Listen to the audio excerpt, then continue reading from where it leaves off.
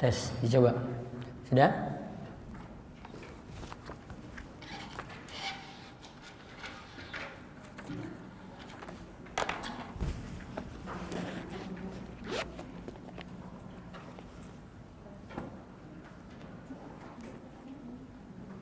Kurang satu sing dulu, baru mulai.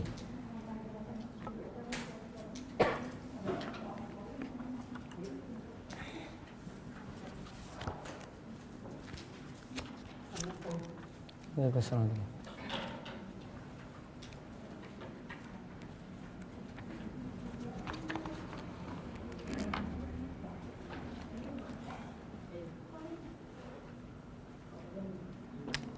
Kita mulai aja. Sudah, kameramen?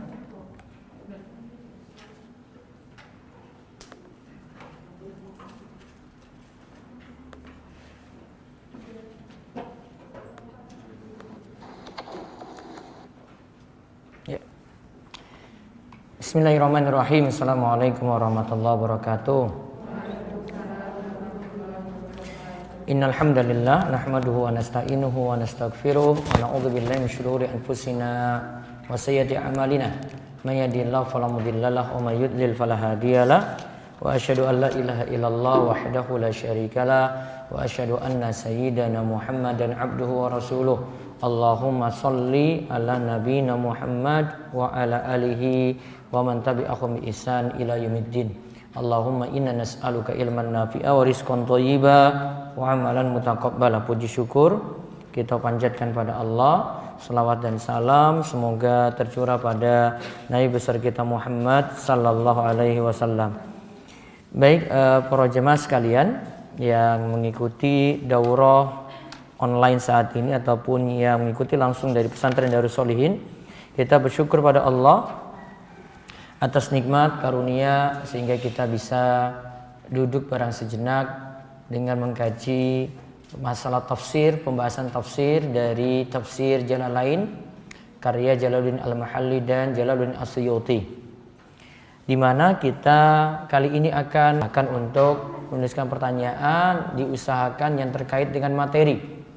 Adapun Waalaikumsalam warahmatullahi wabarakatuh. Yang di luar materi nantinya bisa manfaatkan kajian yang lain seperti malam ini ada kajian untuk rekan-rekan muda ataupun besok pagi tentang masalah thaharah yang rutin dibahas di Darus Sholihin ya meskipun secara online. Baik, kita buka dari muqaddimah.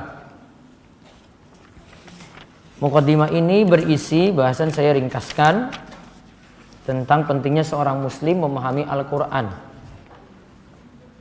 Tugas kita itu bukan hanya membaca dan menghafalkannya. Al-Quran lebih penting untuk direnungkan sehingga bisa mudah mengamalkan kandungannya. Jadi tujuan kita kaji tafsir Al-Quran terutama surat Al-Fatihah ini tujuannya bisa mengamalkan.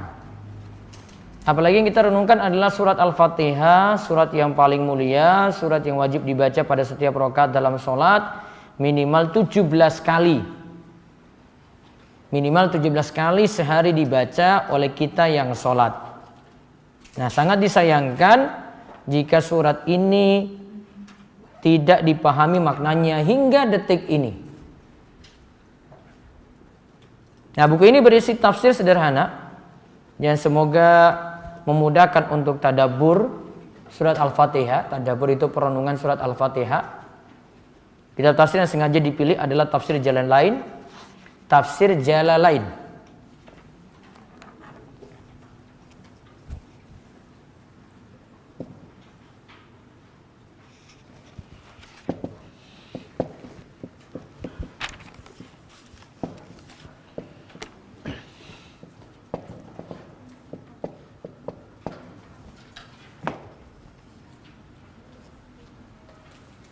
Ditulis 2 jalal.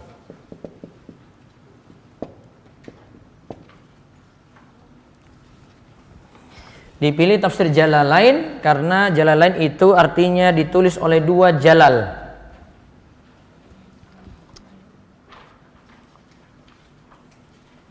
Yaitu Jalaluddin Al-Mahalli dan Jalaluddin As-Suyuti.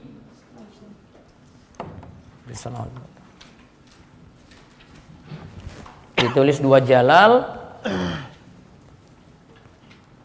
Jalalnya itu gelarnya ya, Jalaluddin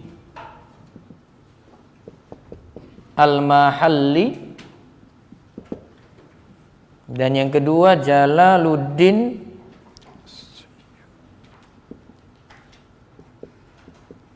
As-Suyuti.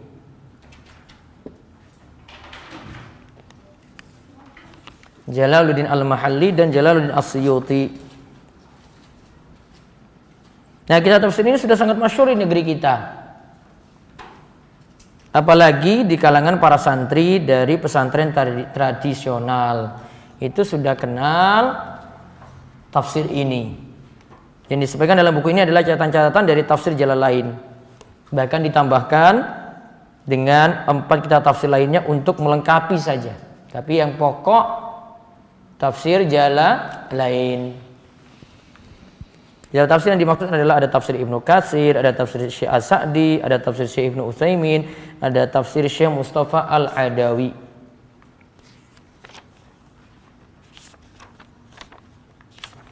Nah, berikutnya itu halaman daftar isi.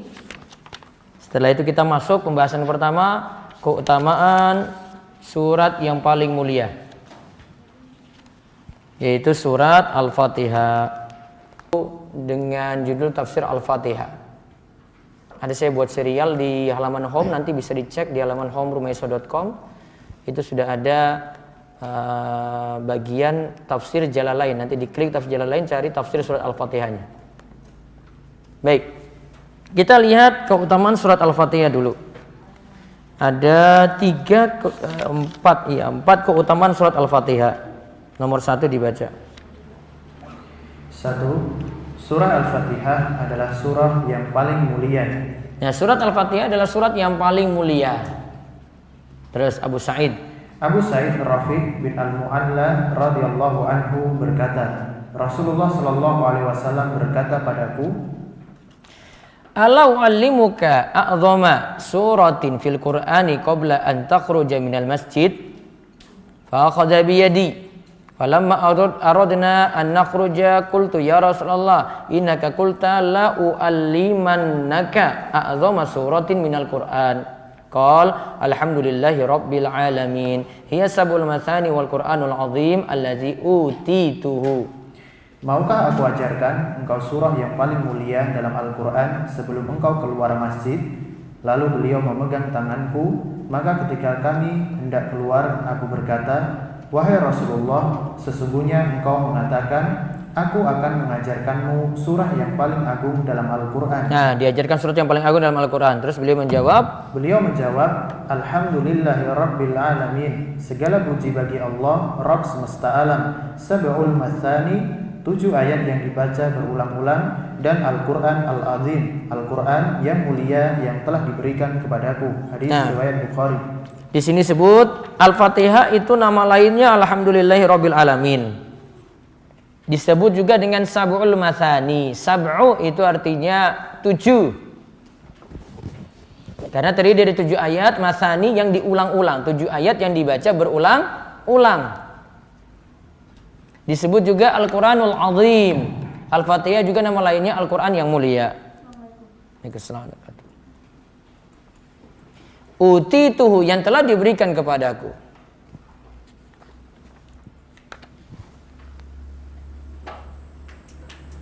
atau yang datang kepada yang utitu, yang diberikan kepadanya. Terus ini berarti keutamaan surat Al-Fatihah, surat yang paling mulia dalam Al-Qur'an. Terus yang kedua, surat Al-Fatihah. Surah Al-Fatihah disebut dengan Ummul Quran. Nah, surat Al-Fatihah disebut Ummul Quran. Itu artinya simbol. Induk. Ya, Ummul Quran.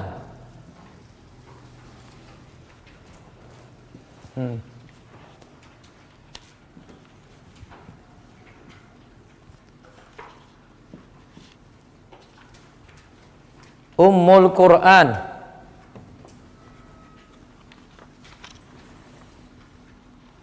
Terus yang namanya ummu, berarti induk atau ibu. Nah, lihat, yang namanya ummu ini artinya induk atau ibu. Ya, simbol kan berarti. Berarti induknya Al-Quran.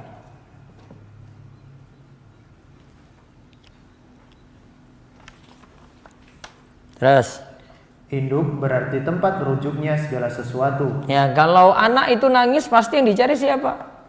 Ibunya. Ya, nggak ada cari bapaknya, itu nggak ada itu. Kecuali kalau ibunya marah-marah baru dia cari tempat berlindung. Ya, terus karena seorang anak pakein aja. Ini. Kasih kita. Ya. Karena seorang anak kalau merengek atau menangis pasti yang dicari adalah ibunya atau induknya. Nah, karena seorang anak jika menangis pasti yang dicari adalah ibunya. Terus kaitannya dengan Al-Fatihah, makna Al-Quran seluruhnya kembali pada surah Al-Fatihah. Oleh karenanya, itu alasan surah Al-Fatihah wajib dibaca pada setiap rakaat dalam sholat. Nah, lihat ya, Al-Quran seluruhnya itu kembali pada surat Al-Fatihah. Jadi Al-Quran seluruhnya.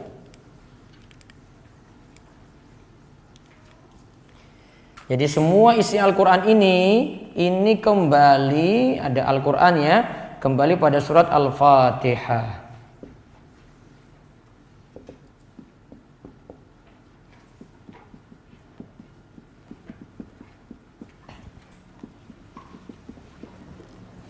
Semuanya kembali pada surat Al-Fatihah.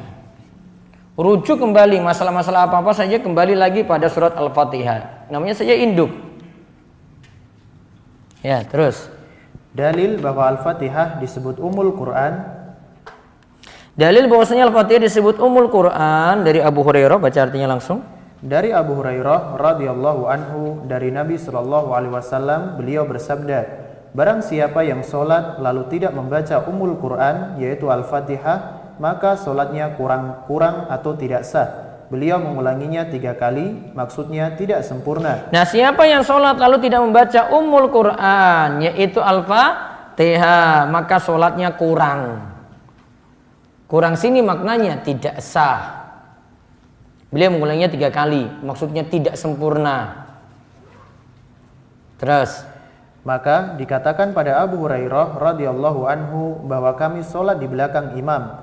Abu Hurairah radhiyallahu anhu berkata, bacalah Al-Fatihah untuk diri kalian sendiri, karena aku mendengar Rasulullah sallallahu alaihi wasallam bersabda, Allah Ta'ala berfirman, aku membagi sholat, maksudnya Al-Fatihah, menjadi 2 bagian. Nah, Al-Fatihah itu dibagi menjadi 2 bagian. Al-Fatihah itu dibagi menjadi 2 bagian, yaitu antara diriku dan hambaku 2 bagian, dan bagi hambaku apa yang ia minta. Jika hamba mengucapkan Alhamdulillahi Rabbil Alamin, segala puji hanya milik Allah, Allah Ta'ala berfirman, hambaku telah memujiku. Ketika hamba tersebut mengucapkan Ar-Rahmanir Rahim, yang maha pengasih lagi maha penyayang, Allah Ta'ala berfirman, hambaku telah menyanjungku. Ketika hamba tersebut mengucapkan Maliki Yaumiddin, yang menguasai hari pembalasan, Allah berfirman, hambaku telah mengagungkanku. Beliau berkata sesekali, hambaku telah memberi kuasa penuh padaku. Jika ia mengucapkan iyyaka na'budu wa iyyaka nasta'in, hanya kepadamu kami menyembah dan hanya kepadamu kami memohon pertolongan, Allah berfirman, ini antaraku dan hambaku, bagi hambaku apa yang ia minta. Jika ia mengucapkan ihdinas siratal mustaqim, siratal ladzina an'amta alaihim ghairil maghdubi alaihim waladdallin, tunjukkanlah pada kami jalan yang lurus, yaitu jalan orang yang telah Engkau beri nikmat, bukan jalan orang yang dimurkai dan bukan jalan orang yang sesat. Allah berfirman, ini untuk hambaku, bagi hambaku apa yang ia minta. Hadis riwayat Muslim. Taib. Al-Fatihah dibagi menjadi berapa tadi? 2. Sekarang kita bagi dari, tapi ayat tadi atau hadis tadi itu sebutkan dari alhamdulillah.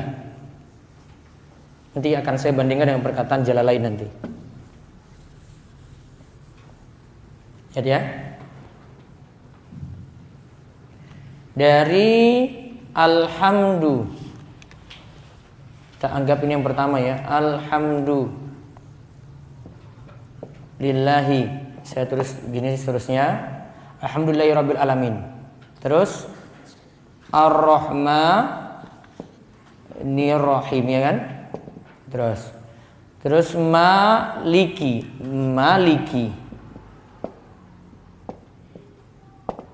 Yaumiddin, ya.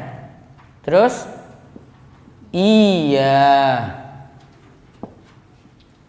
Iyyaka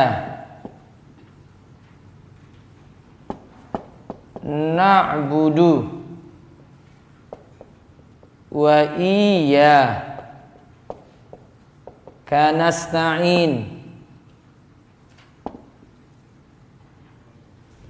Ini saya bagi di sini sudah dibagi 2 nih. Iyyaka na'budu, ya. Terus wa iyyaka nasta'in.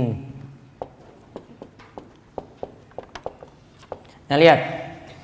Dari alhamdulillah sampai iyyaka na'budu. Itu ya. Dari alhamdulillah sampai iyyaka na'budu, ini pujian untuk Allah.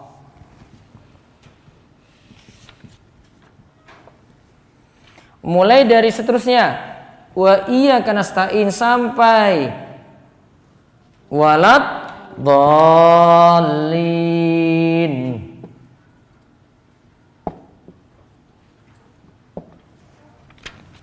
Sampai walad dhalin ini permintaan kita manusia, permintaan hamba. Itu permintaan kita ini. Permintaan hamba. Tadi dibagi 2 ya. Pertama dari mana? Alhamdulillah sampai iyyaka na'budu. Nah, ini pujian untuk Allah. Segala puji bagi Allah yang Maha Pengasih lagi Maha Penyayang. Terus Maliki Yaumiddin, yang merajai hari pembalasan. Ya. Terus sampai iyyaka na'budu.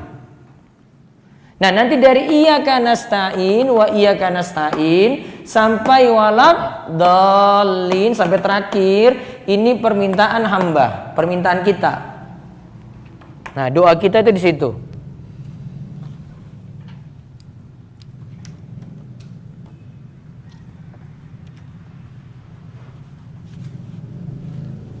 Ya, itu permintaan hamba ya.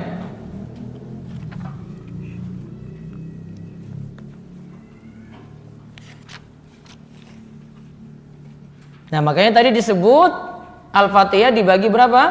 2. Itu kenapa disebut tadi Al-Fatihah itu dibagi 2.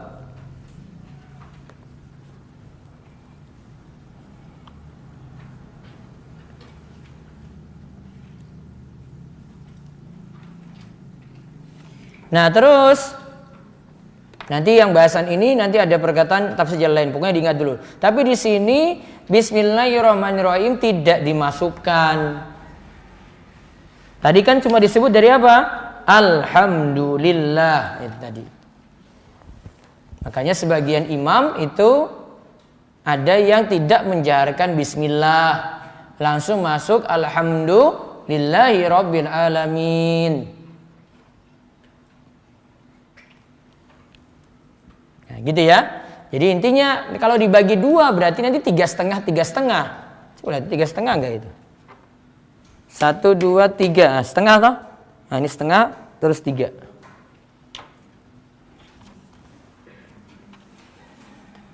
Ya, sekali lagi Al-Fatihah nama lainnya adalah Ummul Quran.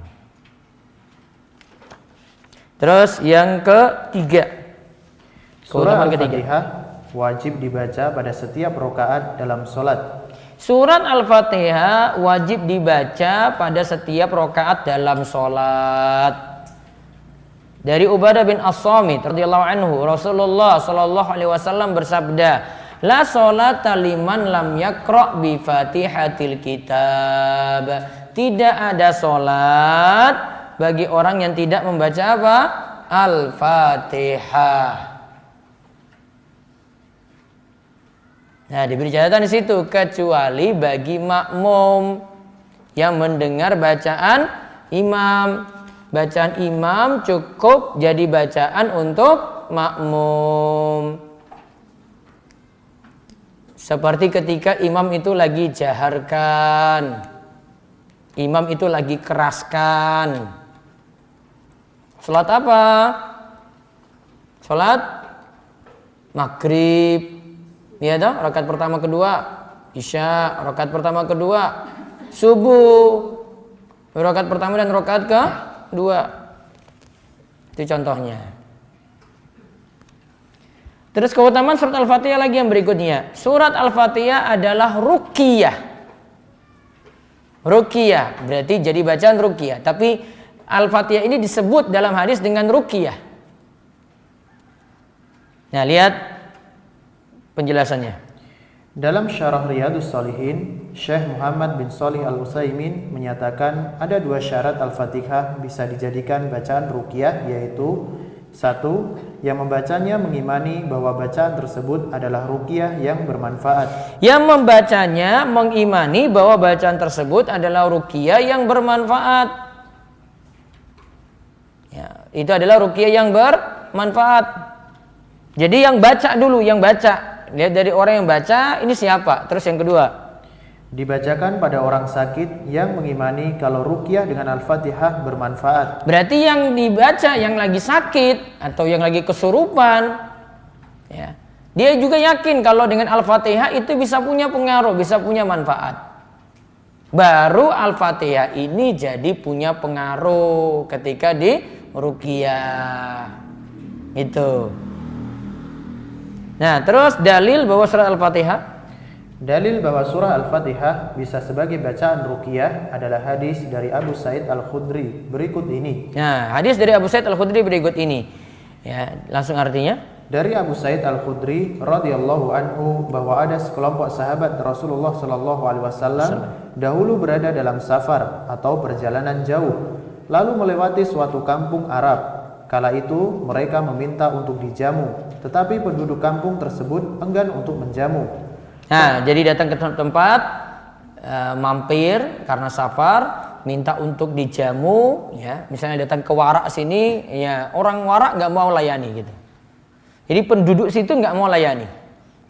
Terus penduduk kampung tersebut lantas berkata pada para sahabat yang mampir, apakah di antara kalian ada yang bisa meruqyah, melakukan pengobatan dengan membaca ayat-ayat Al-Quran karena pembesar kampung tersebut tersengat binatang atau terserang demam? Nah, ada tokoh di tempat tersebut, di kampung tersebut ternyata tersengat binatang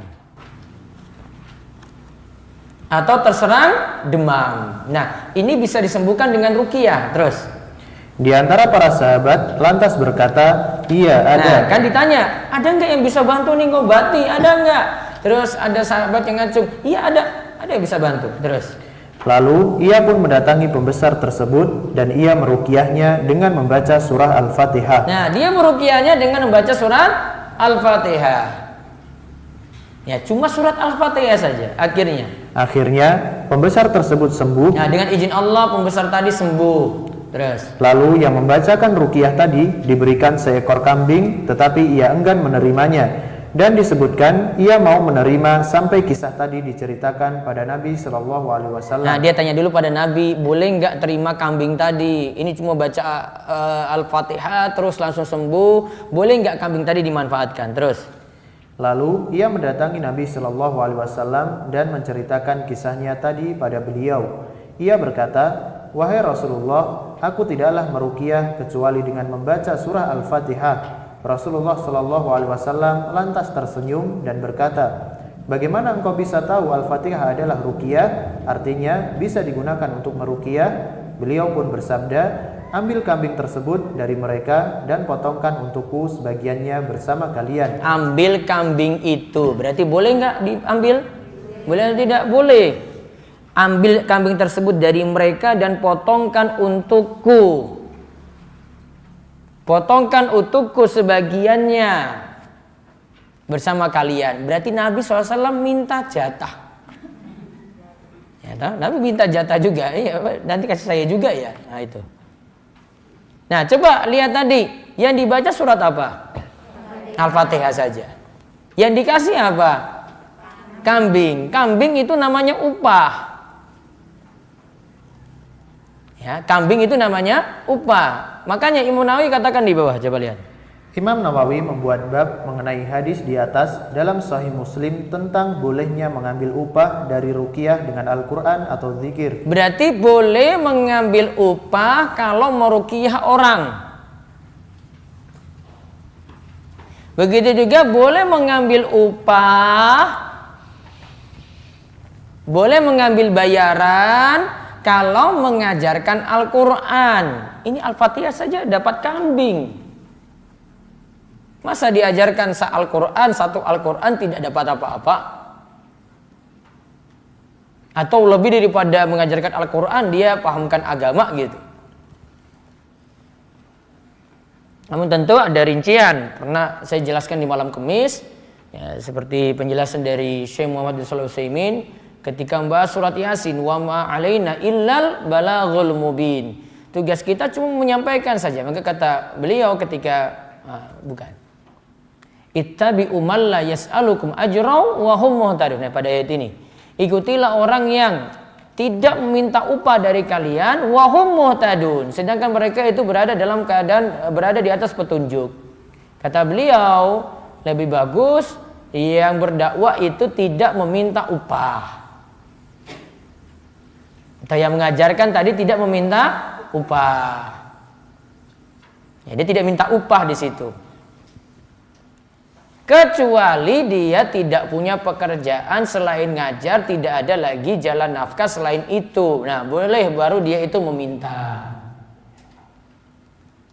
Gitu ya. Jadi kesimpulannya ada 4 keutamaan surat Al-Fatihah.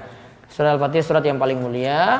Yang kedua disebut Ummul Quran. Yang ketiga diwajib dibaca setiap rakaat dalam sholat. Yang keempat disebut dengan ruqyah.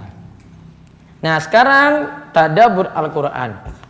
Kenapa kita mesti tadabbur Al-Quran? Tadabbur itu artinya merenungkan. Baca. Tadabbur Al-Quran bukan hanya membacanya. Nah tadabbur Al-Quran bukan hanya membacanya. Al-Quran itu direnungkan. Kita istilahkan dengan tadabbur. Dalam Kamus Besar Bahasa Indonesia disebutkan dengan tadabbur. Nah, dengan tadabbur tanpa B-nya itu diulang gitu ya, terus. Tadabbur ini penting karena dengan tadabbur kita akan bisa mengambil pelajaran-pelajaran penting hingga Al-Quran bisa diamalkan isinya. Ini keadaannya berbeda sekali jika kita hanya membaca Al-Quran atau menghafalkannya tanpa memahami arti, memahami tafsirnya hingga tadabbur. Nah, lihat ya. Jadi lebih penting kita itu kaji. Memahami selain menghafalkan, memahami arti, memahami tafsirannya, terus direnungkan. Oh, ayat ini tuh maksudnya kayak gini. Jadi tidak cukup dengan menghafal. Sama seperti kita kalau menghafal surat-surat yang lainnya juga selain Al-Fatihah. Lagi bahas surat Al-Ikhlas. Nah, tadabbur. Ya, kita renungkan. Nah, sekarang berikut adalah ayat-ayat yang mendorong kita untuk tadabbur. Nanti ada di sini nanti disebutkan cara tadabbur juga. Tadabbur tadi artinya apa? Merenungkan. Nah, cara kita merenungkan Al-Qur'an itu bagaimana? Coba ayat pertama, afala yatadabbaruna al-Qur'an am walau kana min indi ghairillahi lawajadu fi ikhtilafan katsira.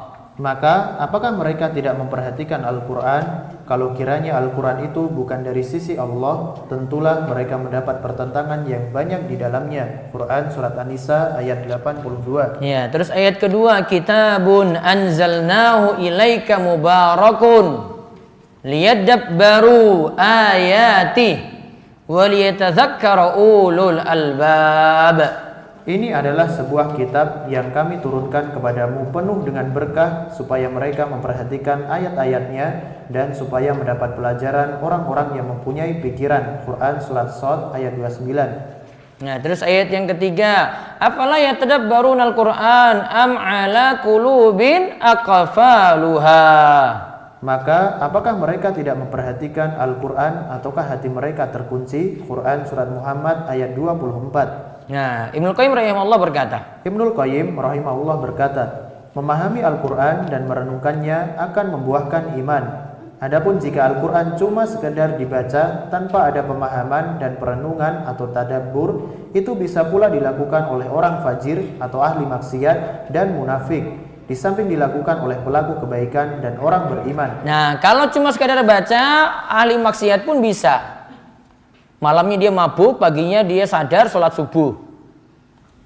Ya, kalau cuma baca saja bisa. Orang mabuk pun yang hobi mabuk ketika sholat tidak mabuk, dia itu bisa gitu. Namun untuk menghasilkan iman, ya, untuk menghasilkan iman, imannya bertambah, imannya tambah kuat, Al-Quran itu mesti direnungkan. Nah, ini yang kita namakan dengan tadabbur tadi. Ya, terus cara tadabbur sekarang. Ibnul Qayyim rahimahullah menyatakan. Nah, sekarang kita lihat arahan dari Imam Ibnul Qayyim bagaimana kita mentadabburi Al-Quran. Ya, terus. Apabila engkau ingin memetik manfaat dari Al-Quran, maka fokuskan hatimu saat membaca dan mendengarkannya.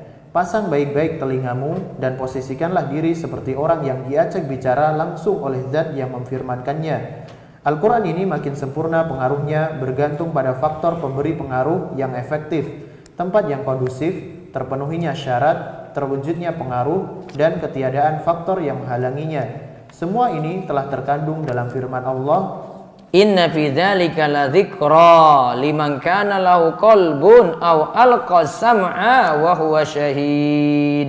Qaf ayat 37. Sesungguhnya pada yang demikian itu benar-benar terdapat peringatan bagi orang-orang yang mempunyai hati atau yang menggunakan pendengarannya sedang dia menyaksikannya. Nah, sesungguhnya ini adalah ladzikra, pelajaran untuk orang yang punya hati, al-qasam'a, yang pasang telinga, wa huwa syahid, nah dia itu menyaksikan. Nah, nanti ada perinciannya di bawah. Coba baca. Dari awal surah Qaf hingga ayat ke-37 ini namanya faktor pemberi pengaruh. Jadi ada faktor pemberi pengaruh dulu. Al-Quran itu faktor pemberi pengaruh. Ya. Berarti kalau kita tadabbur Al-Fatihah berarti apa? Al-Fatihahnya ini ya. Al-Fatihahnya ada dulu. Berarti Al-Fatihahnya dibaca. Terus. Firman-Nya bagi orang yang punya hati. Bagi orang yang punya hati berarti hati yang hidup. Nah, ada hati yang hidup, ada hati yang mati, ada hati yang sakit. Hati tiga. Hati ada tiga macam. Ada hati yang hidup, ada hati yang sakit, ada hati yang mati. Hati yang hidup, hati yang sakit, hati yang mati. Mana yang lebih yang parah mana? Mati. Hidup itu hati orang beriman tuh. Terus kalau hati yang mati ya sudah campur dengan maksiat. Ya. Terus kalau hati yang mati sudah tertutup semuanya itu. Sulit terima kebenaran. Diajak ngomong ya orang nyambung, ya dengar azan nggak mau, dengar nasihat juga nggak mau. Ya. Jadi ada faktor pengaruh. Faktor pokoknya Al-Qur'annya ada dulu. Berarti kalau kita bahas Al-Fatihah berarti Al-Fatihahnya ada dulu. Berarti kalau kita baca surat Yasin berarti surat Yasinnya ada dulu. Kalau kita baca surat-surat pendek dalam juz 30, nah surat-surat pendek ini ada dulu.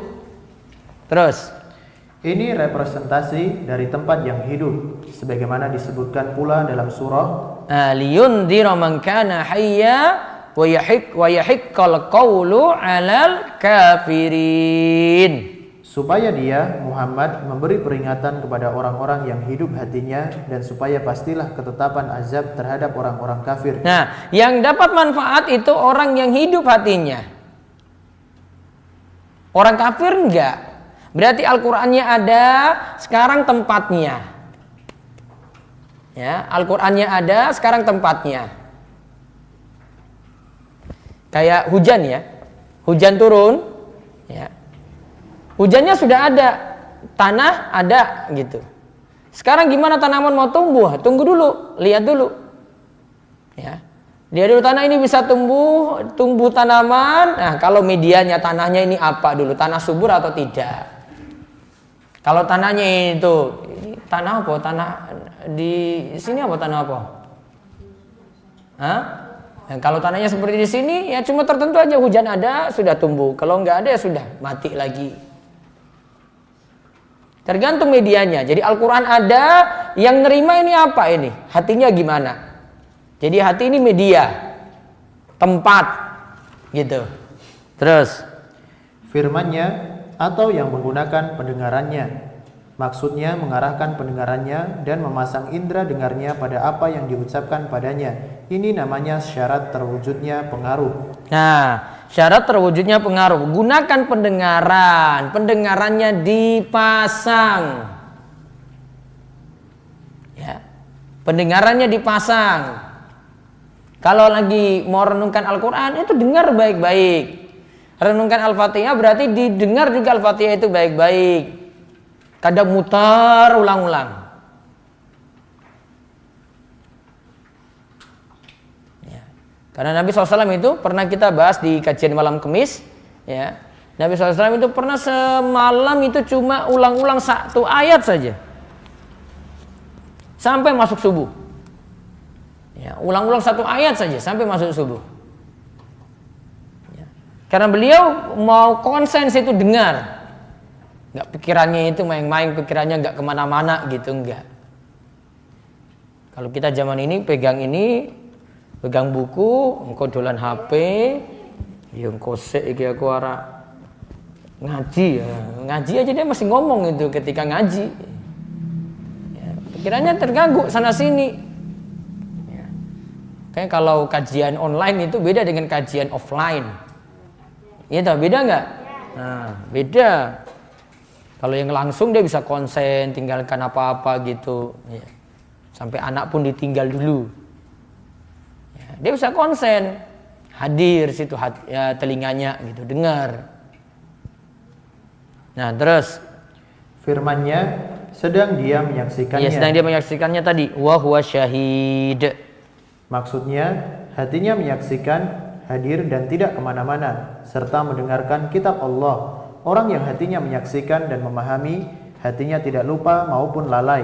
Ini menunjukkan untuk tadabbur Al-Quran harus menghilangkan faktor yang menghalangi, yaitu kelalaian dan tidak hadirnya hati dari apa yang diucapkan padanya, dan memperhatikan dan merenungkannya. Nah, gangguan-gangguan dihilangkan. Kalau mau merenungkan Al-Quran, gangguan-gangguan dihilangkan. Yang barang ini tinggal dulu, HP-nya ditinggal, yang ini ditinggal, terus dia baca, bisa konsen gitu.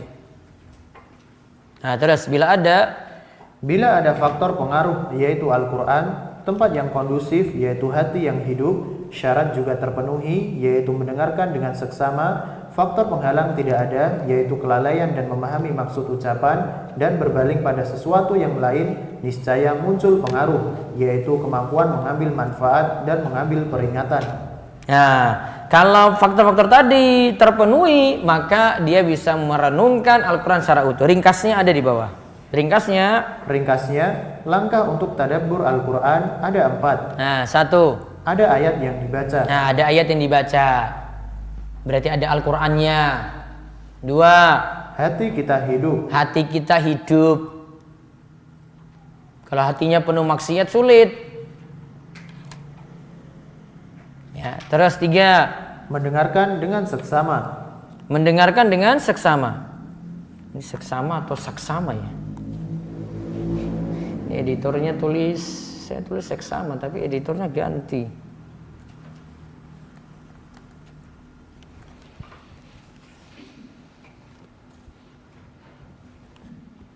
Oh, perubahan IED kayaknya ini. Ya, lanjut. 4. Tidak lalai dan berusaha memahami maksud ucapan. Tidak lalai dan berusaha memahami maksud ucapan. Iya, saksama. Iya, perubahan IED itu. Dulu kita bilang seksama kan? Nah, sekarang saksama. Sudah tepat. Lihat ya, 4 ya. Ada ayat yang dibaca. Terus yang kedua, hatinya hidup. Yang ketiga, mendengarkan dengan seksama. Yang keempat, tidak lalai dan berusaha memahami maksud ucapan. Artinya gangguan-gangguan dihilangkan. Nah, kalau bisa konsen, maka nanti bisa tadabbur Al-Quran. Maka kalau tadabbur itu banyak diam. Beda kalau hafalan. Kalau menghafal itu ulang-ulang, dikeraskan gitu. Namun kalau tadabbur itu harus tenang, diam, gak ada gangguan dulu, baru dia bisa renungkan ayat Al-Quran tadi. Kalau ada yang mau mengkaji tafsir, dia butuh konsen dulu. Gak ada gangguan-gangguan sama sekali. Nah sekarang, setelah kita tahu keutamaan Al-Fatihah, cara tadabbur, kita kenal lebih jauh Jalalain. Jalalain tadi itu apa? 2 jalal. Ya, baca. Jadikanlah ulama sebagai rujukan. Nah, kita memakai tafsir Jalalain karena ini ulama. Jadi kalau menafsirkan Al-Quran, kita punya rujukan ulama. Itu. Allah Ta'ala berfirman, fas'alu ahla dzikri in kuntum la ta'lamun. Maka bertanyalah kepada orang yang mempunyai pengetahuan jika kamu tidak mengetahui. Quran Surat An-Nahl ayat 43. Maka bertanyalah kepada orang yang mempunyai pengetahuan jika kamu tidak mengetahui. Terus ayat ini menunjukkan bahwa kita hendaklah menjadikan para ulama dalam rujukan memahami Al-Quran karena mereka memiliki ilmu dalam hal ini. Nah, kita memakai rujukan ulama dalam memahami Al-Quran karena mereka lebih paham. Jadi Al-Quran itu intinya jangan tafsirkan sendiri. Gak boleh, ini perasaan saya ini kayak begini itu gak boleh. Pakai perasaan gak boleh. Pakai feeling gak boleh. Ini kayaknya cocok dengan saya itu kayak gini. Tafsirannya gak boleh. Harus memakai rujukan ulama. Terus Syekh As-Sa'di rahimahullah ketika menafsirkan ayat di atas menyatakan Allah memerintahkan pada siapa saja yang tidak memiliki ilmu untuk merujuk pada para ulama dalam segala perkara. Ayat ini dijadikan sebagai jaminan dan rekomendasi untuk para ulama karena mereka dijadikan tempat untuk bertanya. Orang yang tidak tahu akan lepas dari pertanggungjawaban karena sudah ada ulama yang menjawabnya. Jadi kalau sudah ada ulama yang jawab, sudah lepas tanggung jawab. Gitu. Dan ini lebih meringkas waktu daripada kita mungkin kalau nggak punya kemampuan telaah membaca, ya tanya saja. Oh, Pak Ustadz, Pak Kiai, ini jawabannya apa? Sudah, lebih ringkas. Kalau sudah diberitahu, sudah cukup. Dan kalau mau bertanya, bisa dengan 1 saja, biar nggak bingung. Karena kalau tanya 5, bingung nanti Ustadz A jawab A, ini B, ini C, ini D, ini E gitu. Akhirnya dia bingung ambil kesimpulan. Ya. Jadi amannya tanya 1 cukup sudah. Kalau itu sudah dianggap cukup maka sudah. Nah itu perintah untuk bertanya pada ahli ilmu. Sekarang apa itu tafsir Jalalain dibaca? Rujukan utama dalam kajian tafsir surah Al-Fatihah dalam buku ini adalah kitab Tafsir Jalalain karya 2 Jalaluddin, yakni Jalaluddin Al-Mahalli dan Jalaluddin As-Suyuti. Jalaluddin Al-Mahalli dan Jalaluddin As-Suyuti. Ya, terus. Al-Jalalain artinya dua jalal. Tadi ya sudah ya. Al-Jalalain itu artinya dua jalal. Terus. Dinamakan demikian karena kitab tafsir ini ditulis oleh dua orang ulama terkenal. Nah, dua orang ulama terkenal. Terus. Penulis pertama adalah Imam Jalaluddin Muhammad bin Ahmad bin Muhammad bin Ibrahim Al-Mahalli. Beliau lahir di Mesir pada tahun 771 Hijriah dan meninggal dunia pada tahun 864 Hijriah di Mesir. Nah, lahir pokoknya ini ulama abad ke-8 gitu ya. Ulama abad ke-8. Kita sudah di abad ke-15. Terus penulis kedua. Penulis kedua adalah Imam Jalaluddin Abu Fadl Abdurrahman bin Abu Bakar bin Muhammad bin Abu Bakar Al-Khudairi At-Tuluni Al-Mishari Asy-Syafi'i, biasa disebut dengan Imam As-Suyuti. Nah, diringkas Imam As-Suyuti. Tadi namanya panjang kan? Nah, ini cuma dipanggil Imam As-Suyuti. Ulama Syafi'i juga. Tapi lihat ya, dia nanti lahirnya, coba lihat. Beliau lahir setelah maghrib pada malam Ahad bulan Rajab tahun 849 Hijriah dan wafat pada malam Jumat 19 Jumadal Ula di rumahnya di Mesir dalam usia 61 tahun pada tahun 911 Hijriah. Berarti kemungkinan bisa ketemu nggak dengan Jalaluddin Al-Mahalli tadi? Jalaluddin As-Suyuti, coba lihat. Lahirnya 849 kan? Jalaluddin Al-Mahalli 864 meninggal, ya dah. 849, 864, berarti bisa ketemu nggak? Bisa. Dia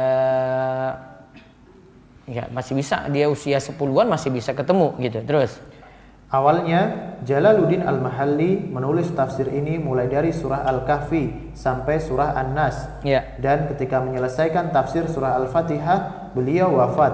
Lalu Jalaluddin As-Suyuti pun melanjutkannya. Beliau menulis dari tafsir surah Al-Baqarah hingga surat Al-Isra. Nah, lihat pembagian ya, pembagian penyusunan kitab nih.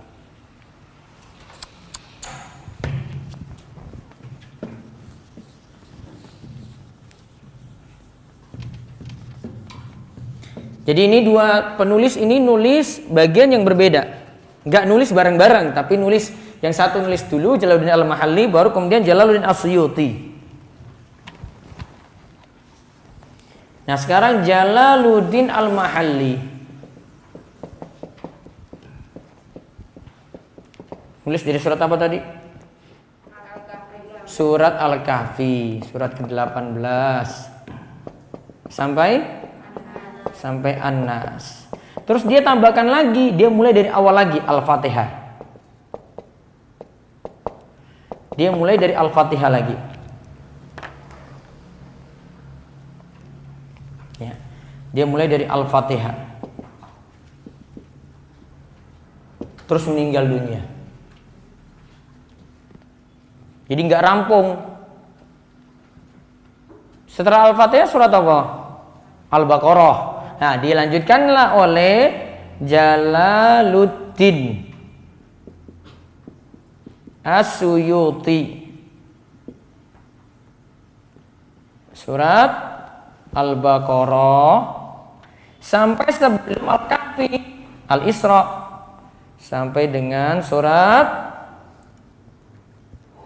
Al-Isra.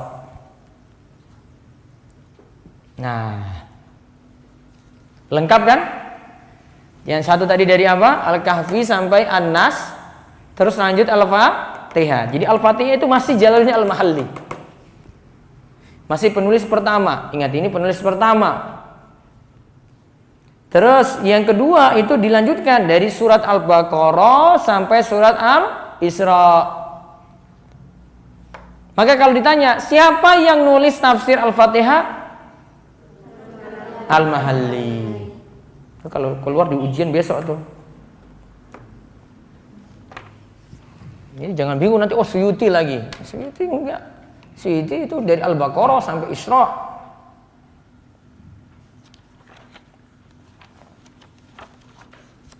Tapi model atau gaya penulisan dua penulis ini sama gitu, ringkes. Ya, nanti ada bahas dari sisi bahasa dan seterusnya. Nah, terus secara metodologi penulisan tidak ada perbedaan mencolok di antara dua penulis. Nah, metodologi penulisan, cara menulis itu sama. Tidak ada yang berbeda gitu. Dan banyak model kitab, model buku, penulisannya itu dilanjut. Seperti yang jenengan itu belajar Safinatun Najah. Safinatun Najah itu 3 penulis. Dari bahas toharo, bersuci, ya, sampai haji itu 3 penulis tuh. Pertama Syekh Samir Al-Hadrami, yang kedua Imam Nawawi Al-Bantani. Ya. Terus yang ketiga nanti ada namanya Muhammad Ali siapa gitu. Itu bahas haji. Itu penulisan berlanjut namanya. Ada lagi kitab tafsir Adwaul Bayan. Nah, itu penulis utamanya Syekh Sengkiti, terus dilanjutkan lagi. Ada lagi kalau kitab fikih yang lainnya lagi Al-Majmu' Imam Nawawi Syarah Muhadzab, dilanjutkan lagi oleh ulama yang lainnya. Nah, sekarang penilaian ulama mengenai tafsir Jalalain. Ya, baca. Kelebihan kitab tafsir ini adalah 1. Tidak bertele-tele. Ini kitab tafsir ringkas. Nah, tidak bertele-tele. Ini kitab tafsir ringkas. Aslinya gak setebal ini, kalau mau bahas 1 kali itu selesai. Tapi saya kasih tambahan-tambahan. Terus yang kedua, mudah dipahami. Mudah dipahami karena ringkas.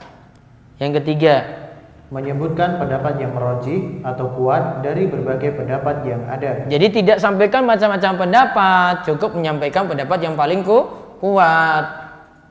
Orang mudah paham jadinya. Oh, kesimpulannya pakai pendapat ini saja gitu. Yang keempat, sering menyebutkan sisi i'rab dan qiraat secara ringkas. Nah, sisi nahwunya ada,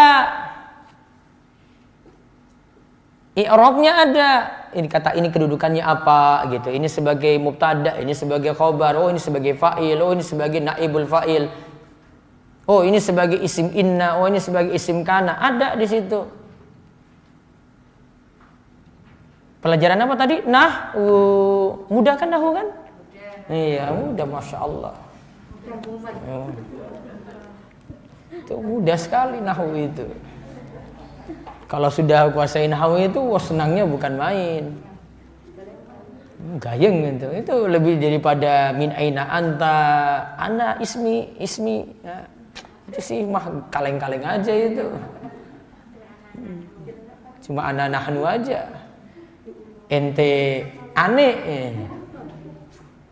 Ya mau serius tuh nahwu tadi itu serius, grammarnya di situ, strukturnya. Kalau bahasa Inggris itu ada grammarnya, itu grammarnya di situ. Itu baru orang benar-benar kuasai bahasa. Ya. Nanti depannya itu mubtadanya itu mufrad, ya, khobarnya itu mufrad, mubtadanya musanna 2, khobarnya musanna juga. Itu ada. Kalau dalam bahasa Indonesia nggak ada kayak gitu. Kamu makan dengan kamu berdua makan sama. Kalian semua makan sama juga kalimatnya kan. Makan nggak berubah kan. Kalau dalam bahasa Arab berubah. Bahasa Indonesia kurang lengkap. Nggak ada aturan kayak gitu. Kamu makan dengan kalian berdua makan, dengan kalian semua makan. Nah itu sama. Makan. Nyambel sendiri dengan nyambel bareng-bareng sama, itu bahasanya. Itu bahasa bebasnya wong warak. Terus yang kelima, para ulama banyak menelaah kitab tafsir ini dan bahkan ada yang memberikan catatan kaki juga penjelasan. Ya, jadi ada catatan kaki, beri footnote, catatan oh ini perkataan ini maksudnya ini, oh ini catatannya kurang tepat, oh ini hadisnya lemah. Itu ada yang memberikan catatan kaki. Nah, sekarang namanya kitab pasti ada kekurangan juga. Ya, kitab nanti ada sisi kekurangan. Nah, kekurangannya itu ada. Kita lihat sini.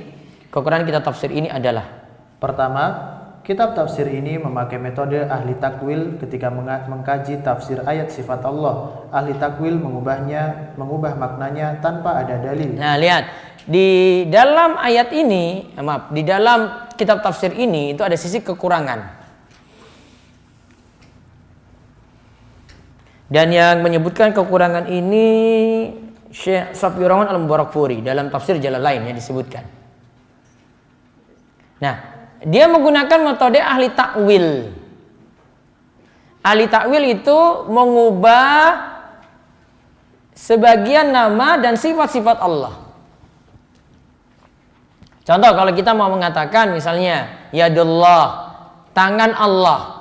Kita bukan tunjukkan tangan kita ya. Kalau sebut tangan Allah tentu saja berbeda dengan makhluk. Nah, nanti ditakwilkan oleh ahli takwil. Takwil itu artinya mengubah. Mengubah makna tanpa dalil. Dia menggunakan metode ahli takwil. Nah, salah satu contoh coba lihat. Salah satu contoh ketika pembahasan surah Al-Fajr ayat 22 diterangkan mengenai kedatangan Allah secara hakiki, tetapi tak ditafsirkan dengan kedatangan amruhu, perintahnya. Nah, kedatangan perintahnya bukan kedatangan Allah. Wa jaa rabbuka wal malaku soffan soffa. Terus. Dan datanglah Tuhanmu sedang malaikat berbaris-baris. Datanglah Tuhanmu sedang malaikat itu berbaris-baris. Yang datang siapa? Allah. Tidak boleh katakan perintah Allah yang datang. Tapi yang datang siapa? Allah. Kalau katakan perintah Allah yang datang, itu berarti mengubah makna. Kita kalau bilang dalam bahasa Indonesia juga demikian. Mbak Winda itu datang. Tasnya yang datang apa Mbak Windanya yang datang coba? Mbak Windanya. Tasnya datang, orangnya belakangan, nggak mungkin. Pasti kita bilang, kalau kita kalimatnya Winda datang, sudah. Tahu yang datang itu siapa? Itu nggak ada penafsiran lain tuh. Nggak bilang, yang datang itu tasnya dulu. Enggak, saya bilang dia yang datang ke orangnya. Saya sebut nama, saya nggak sebut tas di situ. Terus Syekh Safiur Rahman Al-Mubarakfuri, Syekh Safiur Rahman Al-Mubarakfuri memberikan catatan bahwa ini adalah takwil yang menyelisih metode salafus soleh. Ayat ini sejatinya menetapkan bahwa Allah itu datang sesuai keagungan Allah tanpa kita melakukan tashbih. Tashbih, iya. Menyerupakan dengan makhluk. Tamsil menyamakan dengan makhluk. Takyif menyebutkan hakikat sifat tanpa dalil. Atau taktil menolak sifat. Nah, ada tashbih. Tashbih itu menyerupakan. Tangan Allah sama dengan tangan si fulan. Nah, itu nggak boleh. Terus tamsil menyamakan. Takyif itu menyebutkan hakikat. Digambarkan. Allah itu gimana? Itu nggak boleh, itu takyif. Ta'til menolak. Sudah, saya nggak percaya itu Allah ada di atas sana, itu saya nggak percaya. Kalau dia tidak percaya sama sekali, tidak percaya, taktil nanti. Tapi kalau dia takwilkan, maknanya itu ini, berarti takwil. Nah, itu pertama ya. Jadi dia menggunakan metode ahli takwil. Kedua, kitab tafsir ini terlalu bermudah-mudahan dalam penentuan beberapa bagian sejarah dan letak geografi tentang suatu kejadian dari ayat atau semacamnya. Nah, mungkin kalau bagian sejarah, misalnya tanggalnya, nanti sini ada penentuannya juga dalam kitab tafsir Jalalain. Tapi mungkin ada yang tidak tepat. Atau kejadian dari ayat, peristiwa ini terjadi tempatnya di mana gitu. Nah, itu nanti penentuannya tidak tepat. Harusnya tidak ditentukan. Misalnya mungkin ceritanya nanti kaum ini itu ada di mana, kaum ini ada di mana gitu. Ya. Namun ada sejarah-sejarah yang kita ketahui ini tanggal kejadiannya itu kapan, harinya kapan. Seperti misalnya Nabi Muhammad SAW lahir pada hari apa? Hari apa lahirnya? Senin. Nah, itu Senin sudah betul, sudah ada dalilnya. Jadi Nabi SAW lahirnya itu hari Senin. Senin itu lahir. Meninggalnya hari apa? Meninggalnya hari apa? Senin juga. Dikuburkannya. Nah, itu baru ada perbedaan pendapat. Selasa siang, ada yang katakan lagi malam Rebu. Kenapa sampai Selasa siang atau malam Rebu? Karena yang menyolatkan Nabi SAW itu pada ngantri, mereka tidak dirikan sholat berjamaah, sholat jenazah.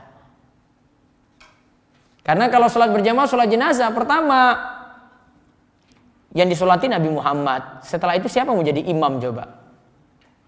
Kan orang sungkan sekali tuh, saya jadi imam untuk Nabi ya, nggak usah lah. Nah, jadi mereka sungkan ketika itu, maka mereka sholat munfarid sendiri-sendiri. Makanya ngantri, tempatnya juga kecil. Sehingga baru sampai Selasa siang itu baru dikubur, atau satu pendapat malam Rebu. Nah, ini contoh, ada tanggal atau hari yang ada penentuannya bisa kita tahu. Namun ada yang berselisih pendapat. Seperti misalnya tanggal lahir Nabi Muhammad SAW, ada beberapa pendapat di situ tanggalnya ya. Kalau bulannya bulan Mulut, bulan Rabiul Awal. Nah, seterusnya kita mulai masuk Al-Fatihah. Bismillahirrahmanirrahim. Alhamdulillahirabbil alamin. Arrahmanirrahim. Maliki yaumiddin. Iyyaka na'budu wa iyyaka nasta'in. Ihdinas siratal mustaqim. Siratal ladzina an'amta 'alaihim ghairil maghdubi 'alaihim waladdallin. Nah, coba baca artinya. Dengan nama Allah yang Maha Pengasih, Maha Penyayang. Segala puji bagi Allah, Rabb seluruh alam, yang Maha Pengasih, Maha Penyayang, pemilik hari pembalasan. Hanya kepada Engkaulah kami menyembah, dan hanya kepada Engkaulah kami mohon pertolongan. Tunjukilah kami jalan yang lurus, yaitu jalan orang-orang yang telah Engkau beri nikmat kepadanya, bukan jalan mereka yang dimurkai, dan bukan pula jalan mereka yang sesat. Baik. Sekarang kita masuk seputar surat Al-Fatihah dulu. Ya. Surah Al-Fatihah dalam tafsir Al-Jalalain disebutkan adalah surat Makkiyah, turun sebelum hijrah, terdiri dari 7 ayat. Nah, surat itu ada 2 macam.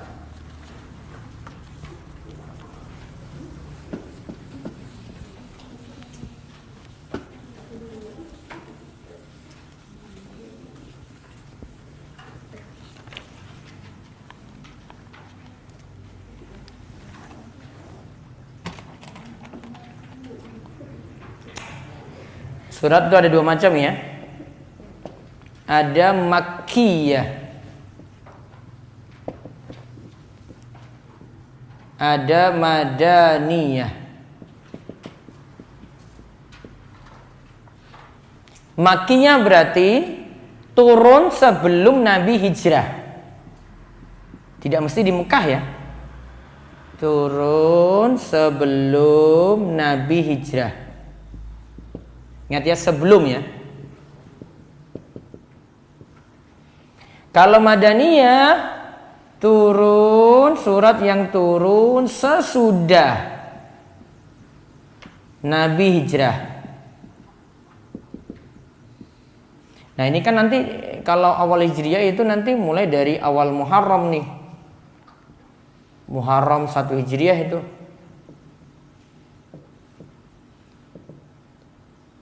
Kalau sudah masuk hitungan hijriah itu sebelum itu ya.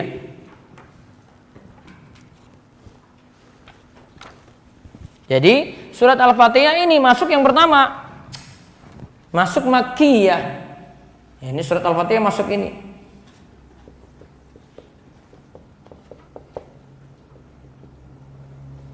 Nah, sifat kalau surat Makkiyah itu biasanya seputar akidah. Tapi kalau Madaniyah ini seputar hukum.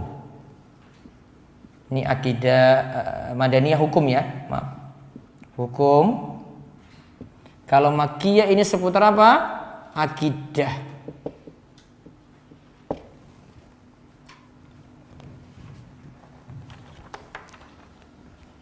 Ya, terus dalam tafsir Jalalain. Dalam tafsir Al-Jalalain halaman 10, Jalaluddin Al-Mahalli menyebutkan, jika basmalah itu bagian dari Al-Fatihah, maka terdiri dari 7 ayat. Ayat ke-7 adalah Siratal Ladzina sampai akhir surah. Sedangkan jika basmalah bukan merupakan bagian dari surah Al-Fatihah, ayat ke-7 adalah Ghairil Maghdubi Alaihim sampai akhir surah. Dari ayat iyyaka na'budu itu dimaksudkan untuk hamba sebagaimana disebutkan dalam hadis. Nah, ini yang tadi sudah kita bahas kan, dari iyyaka na'budu. Nah, sekarang ada dua kemungkinan berarti ya. Al-Fatihah kita bisa mulai dari bismillah, kita nganggap bismillahirrahmanirrahim ini ayat 1. Berarti ayat 2-nya bismillahirrahmanirrahim. Alhamdulillahirabbil kan ayat kedua nji. Ayat ketiganya Ar-Rahmanir-Rahim. Ayat keempat Maliki Yaumiddin. Seterusnya ya. Ayat yang paling terakhir, ayat ke-7 itu siratal ladzina an'amta 'alaihim. Sama seperti tadi yang kita bagi. Nah, ini yang kita temukan dalam Al-Qur'an kita. Ayat ke-7 dari siratal ladzina an'amta 'alaihim. Nah, namun kan kalau dalam hadis tadi disebut dari alhamdulillah. Alhamdulillah 1 coba. Alhamdulillahirabbil alamin. Ar-Rahmanir-Rahim 2 kan? Maliki Yaumiddin, Maliki Yaumiddin 3 kan? Iyyaka na'budu wa iyyaka nasta'in 4. Ihdinas siratal mustaqim, siratal ladzina an'amta 'alaihim. Nah, 6. Terus ghairil maghdubi 'alaihim waladdallin. Nah, ghairil maghdub itu ayat ke-7-nya. Kalau dimulai dari mana tadi? Alhamdulillah.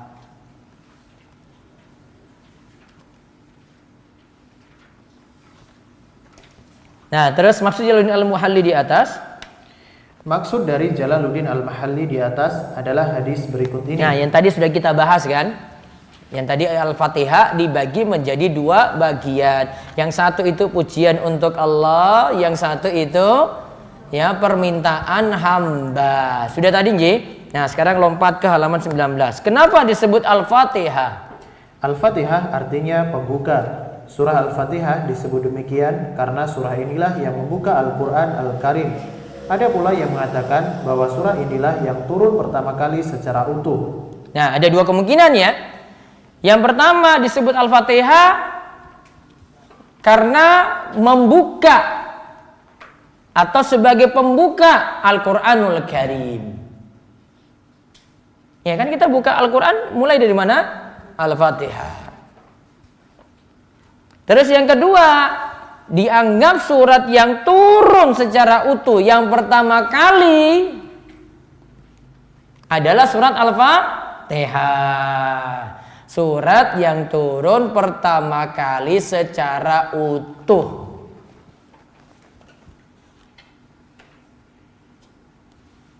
Dua kemungkinan ya, disebut Al-Fatihah tadi. Nah, perlu dipahami dulu, tidak semua ayat itu turun satu surat full, satu surat secara utuh, enggak. Ayat yang terakhir turun al-yauma akmaltu lakum dinakum wa atmamtu alaikum ni'mati wa raditu lakumul islam madina. Surat Al-Maidah ayat 3 tadi. Ayat ini turun belakangan, padahal satu ayat. Namun ada yang turun secara utuh seperti Al-Fatihah tadi disebut. Ada turun cuma sebagian. Iqra bismi rabbikal ladzi khalaq, cuma 5 ayat diturunkan dulu. Surat Al-Mudatsir ya ayyuhal mudatsir 7 ayat dulu. Sisanya turun belakangan. Ya, jadi tidak semua turun langsung plek gitu, atau Al-Qur'an turun semuanya langsung, enggak. Al-Qur'an pun turun secara bertahap. Tergantung peristiwa masing-masing. Ada asbabun nuzulnya, sebabnya. Namun tidak semua kita ketahui asbabun nuzul tadi. Ada juga turun surat yang terakhir turun secara utuh itu surat An-Nasr. Idza jaa nasrullahi wal fath. Itu surat yang terakhir turun secara utuh. Nah, kemudian keistimewaan surat Al-Fatihah. Para ulama menyebut surah ini berisi makna Al-Quran secara keseluruhan. Tadi sudah ya, ketika kita bahas Ummul Quran tadi. Terus di dalamnya ada kandungan tauhid, hukum, jaza atau balasan, jalan hidup Bani Adam dan selainnya. Itulah kenapa surat ini disebut dengan Ummul Quran, induknya Al-Quran. Karena tempat kembali sesuatu disebut atau induk. Nah, tempat kembali sesuatu disebut atau induk. Terus Surah ini merupakan rukun solat karena Nabi Shallallahu Alaihi Wasallam sampai menyatakan bahwa tidak ada solat bagi yang tidak membaca Al-Fatihah. Ya. Padahal solat merupakan rukun Islam yang paling utama. Ya, terus. Surah ini disebut dengan ruqyah. Artinya jika surah ini dibacakan pada orang sakit akan sembuh dengan izin Allah, sebagaimana hal ini terdapat dalam kisah para sahabat yang meruqyah seorang tokoh ketika mereka mampir. Mereka menggunakan surah Al-Fatihah sebagai bacaan ruqyah. Ya, sudah tadi ya. Nah, sekarang bid'ah terkait surat Al-Fatihah, artinya tidak ada tuntunan di sini. Terus Syekh Ibnu Utsaimin rahimahullah menyatakan, di antara bentuk bid'ah yang dilakukan terkait surah Al-Fatihah adalah surah ini terus dijadikan bacaan penutup setelah doa. Juga mau doa tutup sudah selesai, Rabbana atina fid dunya hasanah fil akhirati hasanah wa qina adzabannar, Al-Fatihah gitu. Nah, dulu sering dengar toh? Nah, terus juga surah ini dijadikan pendahuluan sebelum khutbah. Juga dibaca pada acara-acara tertentu, yaitu ada yang mengatakan bacalah Al-Fatihah. Seperti ini keliru karena ibadah itu harus dibangun di atas dalil dan mengikuti petunjuk Nabi Shallallahu Alaihi Wasallam. Nah, itu. Jadi kalau menyatakan seperti itu harus butuh dalil atau ila hadrati fulan ya Al-Fatihah itu. Kirim-kirim doa gitu ya. Kirim Al-Fatihah. Termasuk juga meninggal dunia terus kirim Al-Fatihah. Baru saja ini ada bapak ini meninggal, ayo para jamaah semuanya kita kirim Al-Fatihah ya, kita baca bersama-sama. Bismillahirrahmanirrahim sampai selesai itu. Nah, ini tidak ada tuntunan. Nah, ini seperti kata Syekh Muhammad bin Shalih Al-Utsaimin di sini. Baik. Selanjutnya sisa 20 menit. Jadi yang mau bertanya di YouTube ataupun di media yang lainnya silakan bertanya. Nanti 20 menit lagi kami buka sesi tanya jawab. Bisa tuliskan komentarnya atau pertanyaannya di kolom komentar YouTube ataupun di Zoom. Nanti siap-siap kami nanti akan bacakan pertanyaan-pertanyaan tersebut. Baik, sekarang kita masuk penjelasan basmalah. Ayat pertama. Kita nganggap sekarang ya, kita pakai yang ini tadi, bismillah ayat pertama. Saya tidak pakai alhamdulillah ayat pertama ya. Kita pakai bismillah ayat pertama. Bismillahirrahmanirrahim.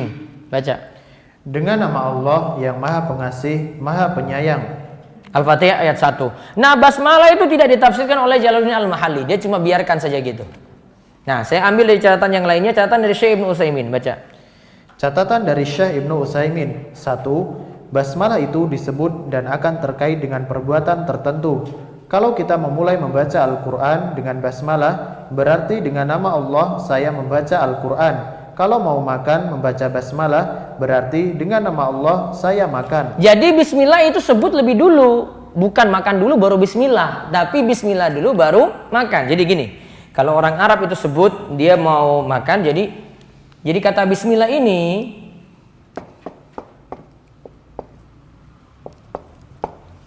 aktivitasnya itu di belakang disebut, bukan di depan. Jadi bismillah akulu, bismillah saya makan ya. Bismillah saya makan. Mau menulis bismillah aktubu, saya menulis. Jadi bukan makan dulu baru bismillah, enggak. Jadi kalau sebut bismillah ini ada sesuatu yang terkait di belakang.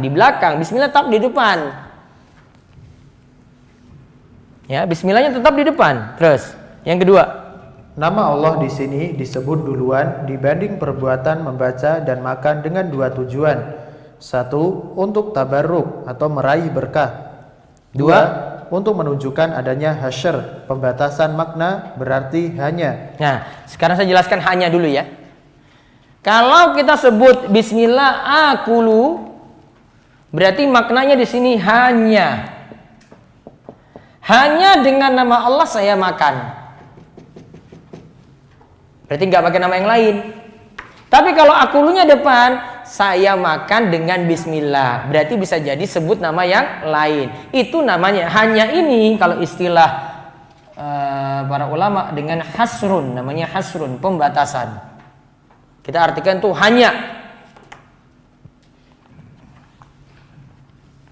Terus, yang pertama tadi ya, untuk ngalap berkah. Bismillah, saya sebut bismillah dulu, baru aktivitas. Itu untuk ngalap berkah. Untuk raih berkah. Terus, yang ketiga. Allah adalah di antara nama Allah. Tidak ada makhluk yang boleh bernama dengan nama ini. Inilah nama Allah yang pokok. Nama lainnya adalah turunan dari nama ini. Nah, jadi nama pokok dari nama-nama Allah kan banyak. Nama yang paling pokok adalah Allah itu sendiri. Bukan Ar-Rahman, bukan Ar-Rahim, ya, bukan Al-Malik, Al-Quddus, As-Salam, bukan. Nama yang paling pokok apa? Allah. Makanya manusia nggak boleh di KTP-nya namanya siapa? Allah, nggak boleh. Ini makhluk kurang ajar ini. Atau Tuhan dia bilang, nggak boleh. Jadi nama paling pokok dari Asmaul Husna, dari nama-nama Allah apa? Allah itu sendiri. Makanya dalam Al-Fatihah dengan disebut Bismillah, bukan Bismirrahman. Namun dengan apa? Bismillah. Karena nama Allah nama yang pokok. Terus yang keempat. Ar-Rahman artinya Allah memiliki rahmat yang luas. Allah memiliki rahmat yang luas pada siapa saja. Terus Ar-Rahim. Ar-Rahim artinya Allah memiliki rahmat yang khusus pada orang yang Allah kehendaki. Nah, nanti kita bahas Ar-Rahman Ar-Rahim pada ayatnya. Di Ar-Rahman itu rahmat yang luas, Ar-Rahim itu rahmat yang khusus. Nah, sekarang kita baca Alhamdulillah. Penjelasan Alhamdulillah ayat kedua. Kalau tadi penjelasan basmalah ya. Sekarang Alhamdulillahi Rabbil Alamin. Baca. Segala puji bagi Allah, Rabb seluruh alam. Al-Fatihah ayat 2. Nah, sekarang kita memahami ayat Alhamdulillahi Rabbil Alamin.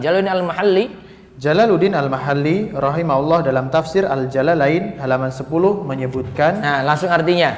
Lafaz ini merupakan kalimat berita atau jumlah khobariyah sebagai ungkapan pujian kepada Allah berikut pengertian yang terkandung di dalamnya, yaitu bahwa Allah Ta'ala yang memiliki semua pujian yang diungkapkan oleh semua hambanya.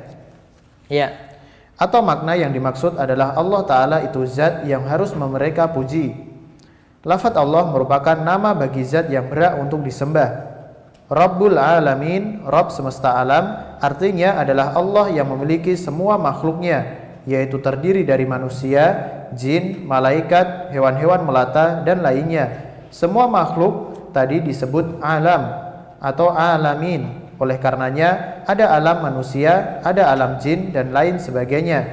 Lafaz al-alamin merupakan bentuk jamak dari lafaz alam, yaitu dengan memakai huruf ya dan nun untuk menekankan makhluk berakal atau berilmu atas yang lainnya. Kata alam sendiri berarti tanda. Maksudnya adalah tanda adanya yang menciptakan, yaitu Allah. Nah, sekarang kita lihat ayatnya apa yang dibahas. Alhamdulillahirabbil alamin.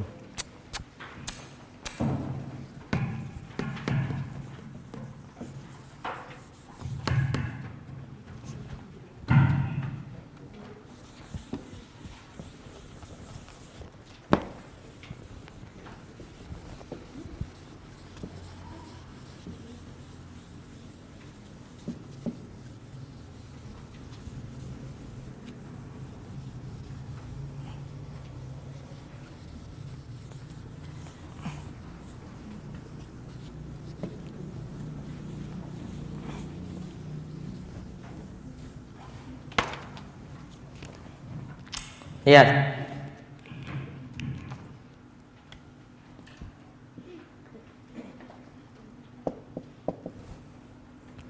Alhamdulillah.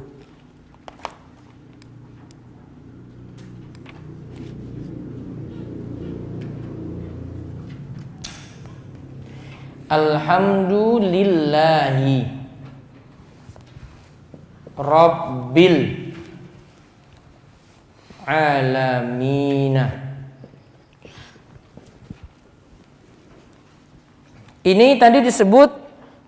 Nah, coba pakai itu tadi.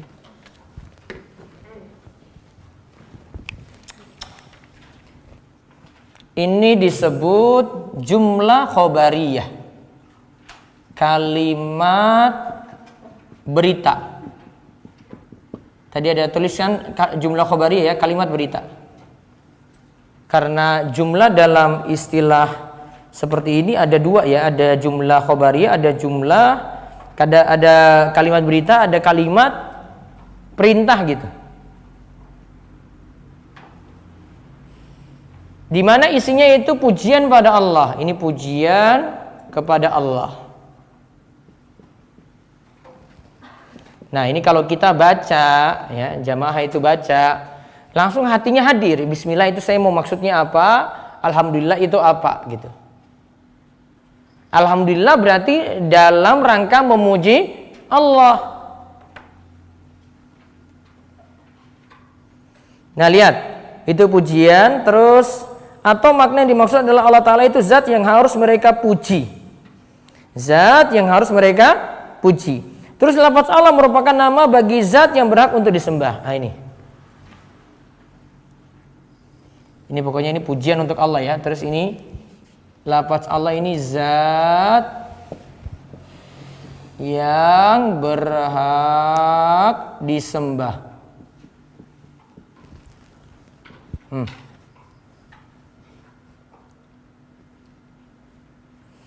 Terus Rabbul Alamin, Allah adalah yang memiliki semua makhluk. Rabb.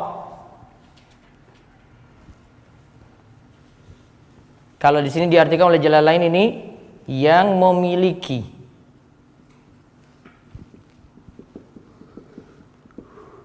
Alamin itu semua makhluk.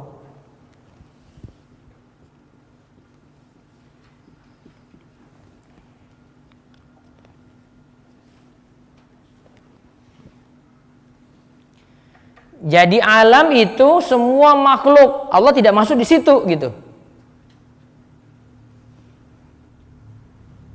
Nah, di sini karena ini disebut semua makhluk, itu ada alam jin. Ya toh? Ada alam manusia. Masuk di sini.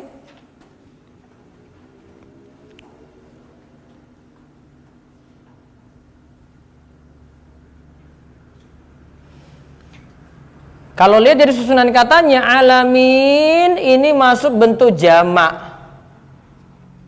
Jamak apa? Taksir, muzakkar salim, muannas salim.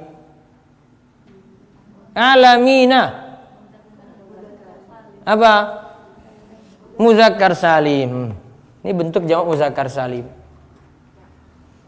Kenapa pakai jamak muzakkar salim? Untuk menunjukkan tadi kata beliau, Jalil Al-Mahalli itu menunjukkan makhluk yang berakal atau berilmu. Jadi kita-kita ini yang menguasai, yang memiliki itu Allah.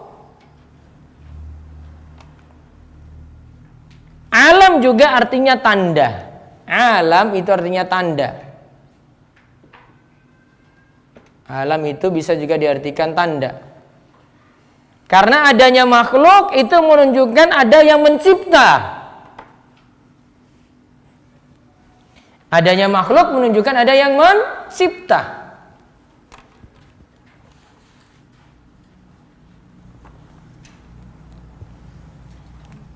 Jadi saya ulang. Kalimat alhamdu itu pujian pada Allah ya. Lillah, Allah itu sendiri, itu zat yang berhak disembah. Namun pujian ini kalau dikaitkan dengan lillah, itu berarti pujian-pujian ini hanya untuk Allah. Li di sini maknanya milik.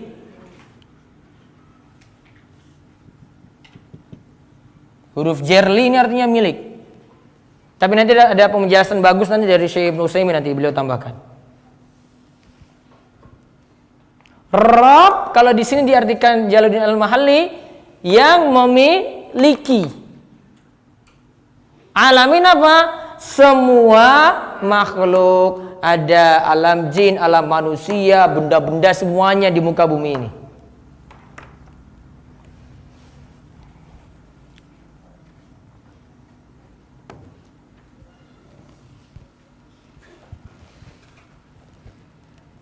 Nah, sekarang kita lihat catatan dari Syekh Ibnu Utsaimin. Catatan dari Syekh Ibnu Utsaimin. 1. Alhamdu adalah sifat bagi yang dipuji dengan sempurna, disertai al-mahabbah, kecintaan, dan at-ta'zim, pengagungan. Allah itu sempurna dalam zat, sifat, dan perbuatan. Ya, lanjut. Baca sampai nomor 7. 2. Disebut alhamdu jika Allah itu disifati dengan sifat sempurna, disertai kecintaan dan pengagungan. Tanpa ada kecintaan dan pengagungan tidak disebut alhamdu atau memuji. 3. Alif lam yang ada dalam kata alhamdu menunjukkan istigraq. Nah, itu diganti istigraq. Ada salah layout itu. Istigraq.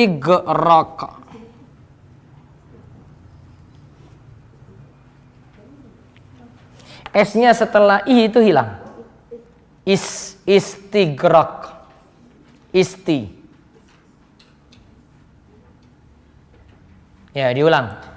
Nomor 3. Alif lam yang ada dalam kata alhamdu menunjukkan istighraq, mencakup seluruh pujian. Artinya semua pujian itu memang milik Allah. Ya, terus. Kalimat lillahi huruf 4, lam. ya.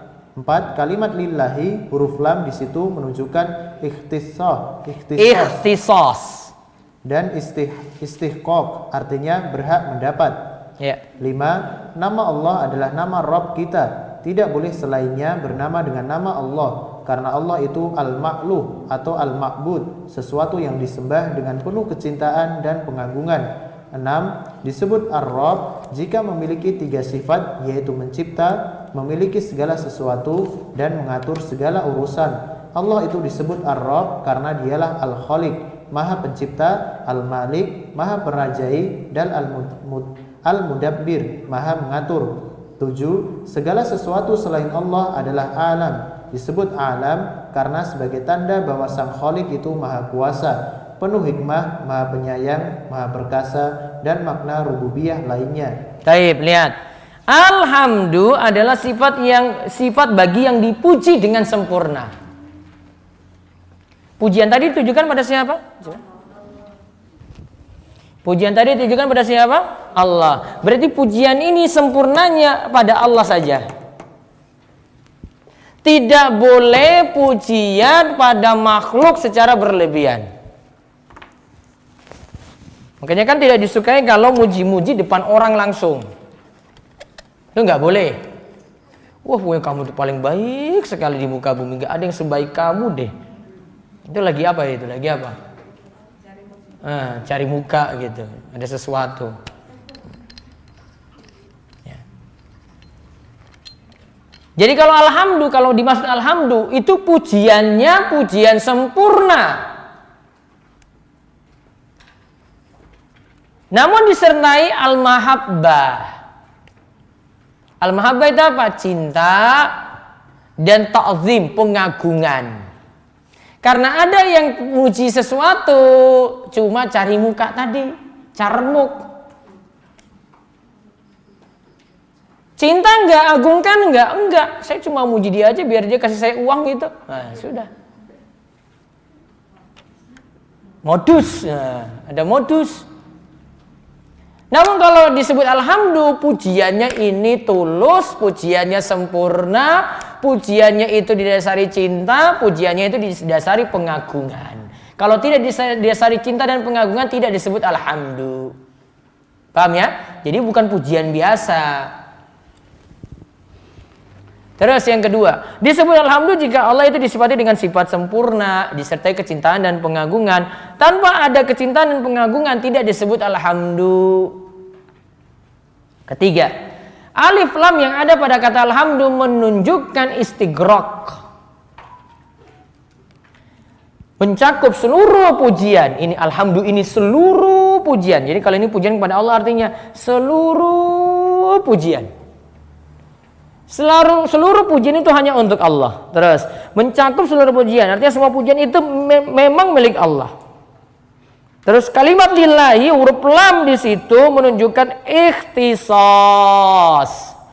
dan istihqaq. Mana tadi? Lillah ini ya. Lillah ini loh, lillahnya ini maknanya bisa kita artikan hanya ikhtisas itu hanya istihqaq, berhak mendapat. Hanya berhak gitu kalau kita terjemahkan. Jadi kalau kita artikan, segala pujian itu hanya milik Allah, hanya untuk Allah. Atau segala pujian itu yang sempurna, hanya berhak Allah yang dapat. Itu saking dalamnya itu kalau bahasa Arab. Cuma satu huruf saja punya pengaruh. Huruf li di situ, huruf jer. Itu punya pengaruh loh itu. Makanya kalau sinau bahasa Arab sing serius. Nyatet gitu. Ora grungokke terus ora nyatet, ora bingung nanti. Ora fotokopi, ora foto. Nyatet biar tahu faedahnya itu. Terus yang kelima, nama Allah adalah nama Rabb kita. Tidak disebut, tidak boleh selain Allah itu dijadikan nama Allah, nggak boleh. Nama Allah itu tidak boleh dipakai untuk selain Allah, nggak boleh. Karena Allah itu al-ma'lu, Allah itu al-ma'lu, al-ma'bud, yaitu yang disembah.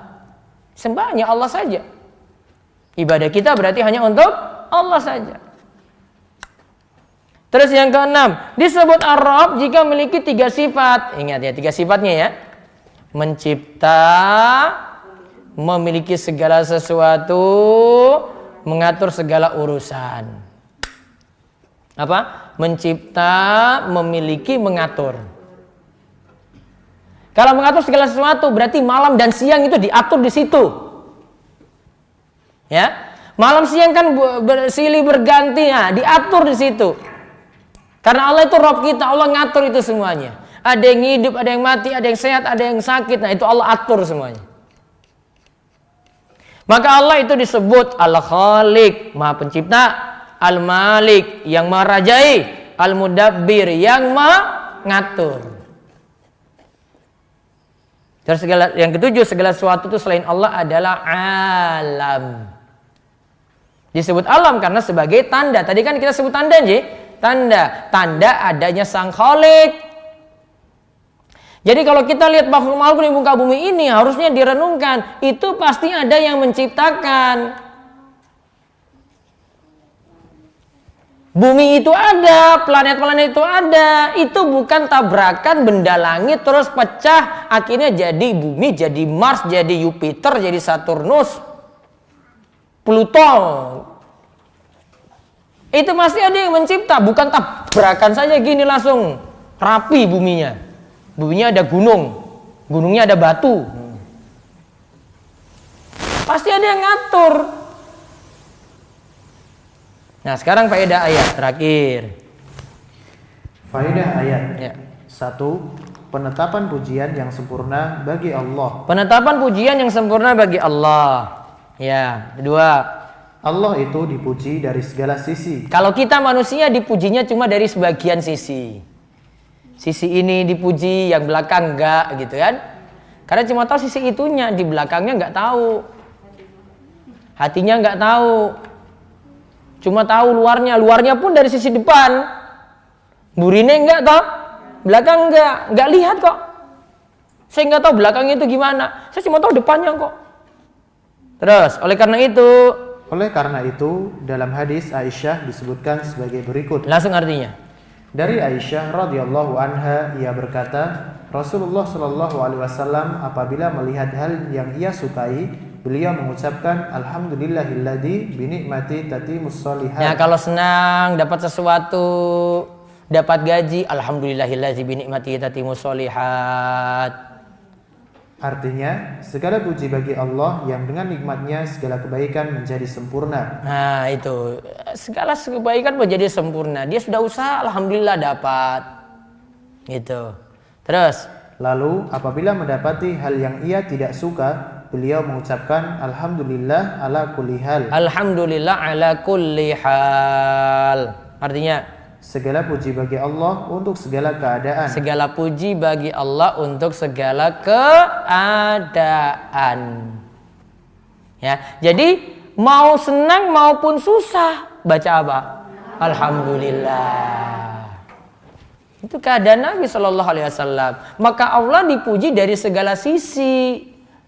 kita dapat yang baik, kita dapat musibah, dipuji Allah itu. Allah tetap dipuji.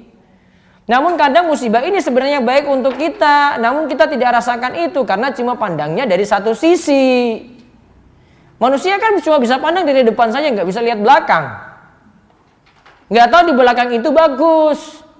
Dia sakit. Ya. Sekarang ini ada pandemi ini. Alhamdulillah di rumah terus. Kalau enggak jalan-jalan terus. Ya walaupun ada sisi susahnya, tapi ada sisi baiknya. Dipandang, satu sisi ada baiknya. Terus yang ketiga, nomor 1 itu ganti 3 ya.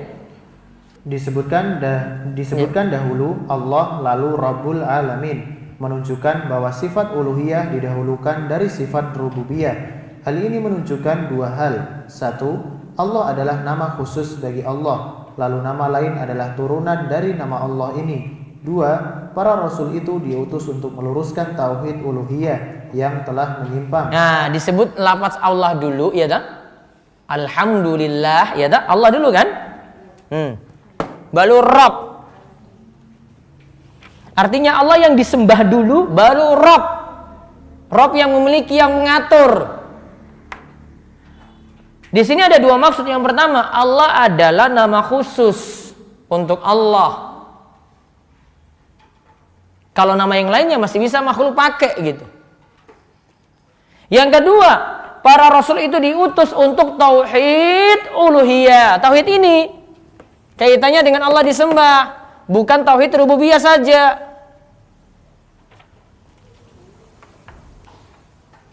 Terus yang keempat, sifat rububiyah Allah itu mencakup seluruh alam. Allah itu punya sifat rububiyah. Tadi sifat rububiyah ya, mencipta, memiliki, mengatur ya, mencipta, memiliki, mengatur.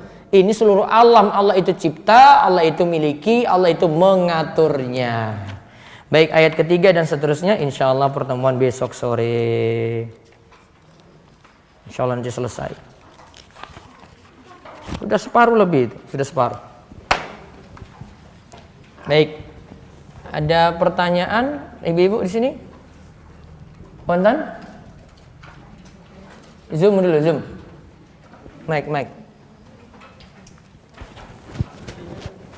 Ada adik baca zoom? Oh, telegram, baca.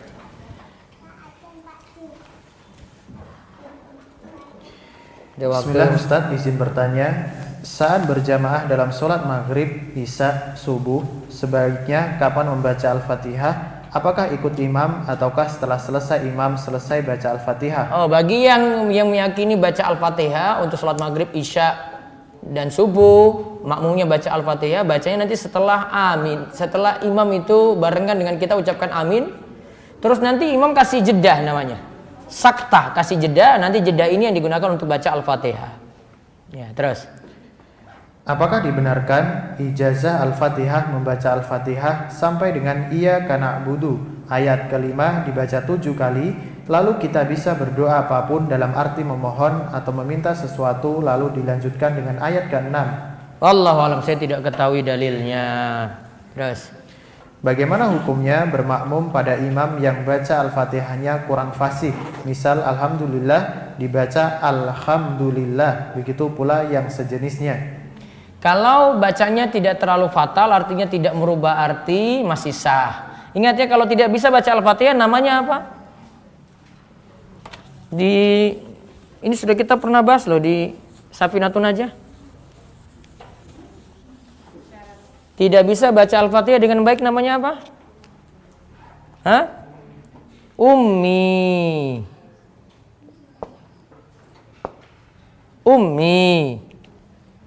Tidak bisa baca Al-Fatihah dengan baik namanya ummi. Ya, disebut ummi, tidak bisa baca Al-Fatihah dengan baik. Maka kalau syarat ini tidak terpenuhi, artinya tidak bisa baca Al-Fatihah dengan baik, dengan benar, berarti membaca surat Al-Fatihahnya tidak sah. Terus. Informasi tentang pengamalan Al-Fatihah yang bid'ah. Apakah artinya Al-Fatihah tidak bisa dibaca setiap saat? Harus dilihat apakah ada dasar dalam pengamalannya? Iya, baiknya dilihat pengamalannya itu di mana. Baik, sebentar. Nasi kotaknya di mana? Di bawah ya? Suruh ke bawah. Oh, nanti taruh sini. Terus.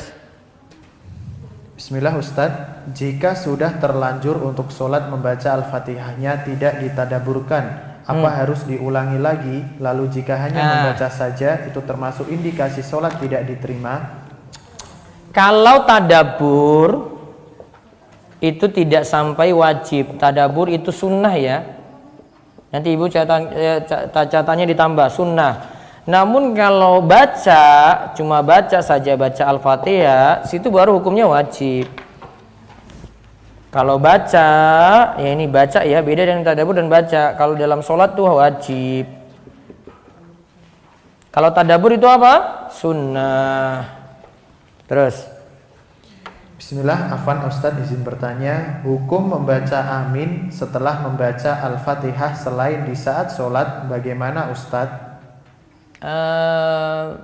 Tetap dianjurkan. Ada fatwa itu, saya lupa, fatwa Syekh bin Bas kayaknya. Tetap amin tadi dianjurkan walaupun di luar sholat untuk orang yang baca Al-Fatihah. Ya, terus.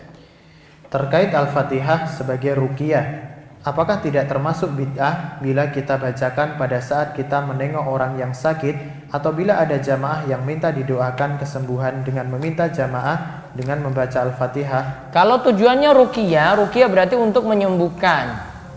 Ya, kalau tujuan seperti ini boleh. Namun kalau tujuannya itu doa, wallahu alam, saya tidak mengetahui pendapat ulama yang mengatakan Al-Fatihah itu tujuannya berdoa ya. Kalau berdoa, doa sendiri itu. Ada tujuan dengan cara baca doa sendiri. Ya, terus. Apakah sholawat berjanji yang biasanya dilakukan oleh ibu-ibu di desa termasuk ke dalam bid'ah terkait surah Al-Fatihah? Salawat berjanji tidak diajarkan oleh Nabi Shallallahu Alaihi Wasallam. Hei, pernah tahu salawat berjanji? Dulu? Hah? Enggak, dengan pernah. Saya enggak pernah baca soalnya. Terus, ya. Ketika membaca Al-Quran, apakah wajib diawali dengan membaca surat Al-Fatihah? Ketika membaca Al-Quran, apakah wajib baca Al-Fatihah kalau baca Al-Quran? Yuk, tidak. Tidak harus baca Al-Quran dengan surat Al-Fatihah didahului hingga. Pendapat yang paling kuat mengenai awal surah Al-Fatihah itu apa Ustadz? Bismillah atau Alhamdulillahirabbil alamin? Ada beda pendapat. Wallahu alam, saya tidak kuatkan. Namun kalau sekarang saya baca Al-Fatihah, saya baca dari Bismillahirrahmanirrahim sehingga dalam Al-Quran. Ya, terus. Sebelum mengenal dakwah salaf, sebelum memulai membaca Al-Quran, ana selalu memulai dengan Al-Fatihah, kemudian baru membaca halaman pada Al-Quran yang akan dibaca. Bagaimana hukumnya Ustadz? Baiknya baca langsung diajak, cukup dimulai kalau dari awal baca terus, kemudian kalau itu awal surat mulai dari At-Taubah memulai dengan membaca Bismillahirrahmanirrahim tidak boleh. Kalau baca Bismillahirrahmanirrahim di tengah-tengah baca surat At-Taubah hukumnya makruh. Terus. Karena Allah sebagai nama pokok, apakah ada kekhususan kita sebaiknya menyebut nama Allah terutama dalam penulisan atau doa? Apakah harus Allah Subhanahu wa taala atau Allah Azza wa Jalla atau semua sama sebagaimana dalam biasanya cuma penulisan ya Allah Azza wa Jalla. Namun kalau doa langsung Allahumma atau ya Allah gitu. Terus. Surat Al-Fatihah dapat dijadikan sebagai metode ruqyah. Bagaimana tata caranya? Apakah sama seperti metode ruqyah kita pegang anggota tubuh yang sakit, baca bismillah 3 kali, lalu baca a'udzubillah wa qudratihi min syarri ma ajidu wa uhadzir 7 kali? Cara seperti itu semuanya boleh. Nabi SAW itu pernah tanya pada sahabat tentang bacaan ruqyah. Nabi SAW katakan, silakan bacaannya apapun, malam yakun syirikan, selama itu bukan syirik. Jadi masih boleh. Bentar, masih ada? Masih banyak? Sebentar, tunggu. Ini di YouTube dulu, nanti nangis yang YouTube. Sisa berapa menit? 3 menit. Apakah ada doa dan zikir khusus di malam sampai pagi di 10 Muharram? Enggak ya. Yang ada di 10 Muharram, hari Asyura cuma puasa. Tidak ada doa khusus, tidak ada sholat khusus. Ustadz, apakah Ar-Razzaq, Maha Pemberi rezeki, tidak termasuk dalam Rabb Allah? Ar-Razzaq itu nama Allah. Jika ada ustadz yang saat berdoa diawali dengan al-ahadaniyah, itu apa ya Ustadz? Apakah itu termasuk bid'ah? Kalau yang dimaksud dia berdoa dengan menyebut nama Allah Al-Ahad, ada tuntunannya seperti dalam bacaan Allahumma inni as'aluka. Ada itu yang disebut dengan qul huwallahu ahad. Bi anni asyhadu annaka antallahu la ilaha illa anta al-ahad as-samad lam yalid wa lam yulad wa lam yakul lahu kufuwan ahad. Terus Ustaz tanya, kenapa surat At-Taubah tidak ada bismillahnya? Karena At-Taubah membicarakan tentang orang munafik. Maka tidak perlu diawali dengan menyebut nama Allah. Ustaz, kalau namanya khairullah, khair itu baik, Allah. Saya belum tahu makna yang pas ya. Kita bawa ke makna baik aja deh. Ustaz, jika anak laki-laki umur 11 tahun menjadi imam, bacaan Al-Fatihahnya atau surat yang lainnya belum fasih. Niat saya agar anak saya bisa belajar jadi imam dan dia hafalannya jadi lebih banyak dari kita orang tua. Bisa, tetapi nanti Al-Fatihahnya mesti benar. Kuncinya pada surat Al-Fatihah. Mengirim Al-Fatihah kepada orang yang sudah meninggal atau yang masih hidup, bagaimana hukumnya? Tidak perlu, tidak ada tuntunan. Orang meninggal tidak dibacakan Al-Fatihah, apakah artinya dibacakan Al-Fatihah tidak akan sampai? Kalau menurut Imam Syafi'i tidak sampai. Ketika sholat membaca Al-Fatihah harus membaca ta'awudz dahulu atau langsung baca basmalah? Kalau dalam sholat dianjurkan baca ta'awudz terus Al-Fatihah. Baik. Insya Allah besok kita lanjut lagi ya, kalau bisa 3:30 ya 3:30, kalau enggak ya undur dikit. Terus ujiannya nanti di share jam 7 malam. Ibu-ibu semua wajib ikut nggak boleh ya, harus ikut semuanya. Nanti ujiannya lewat Google Form, 20 soal kayaknya. Pilihan ganda, kalau enggak best nanti saya tentukan sendiri. Ibu-ibu nggak bisa ngatur saya yang tentukan soalnya ya. Terus yang sertifikat ini yang online ya, yang inginkan sertifikat nanti wajib ikuti 2 pertemuan. Bagi yang tidak ikuti pertemuan ini, nanti kan saya akan tanyakan ketika jawab soal ujian tadi ya. Terus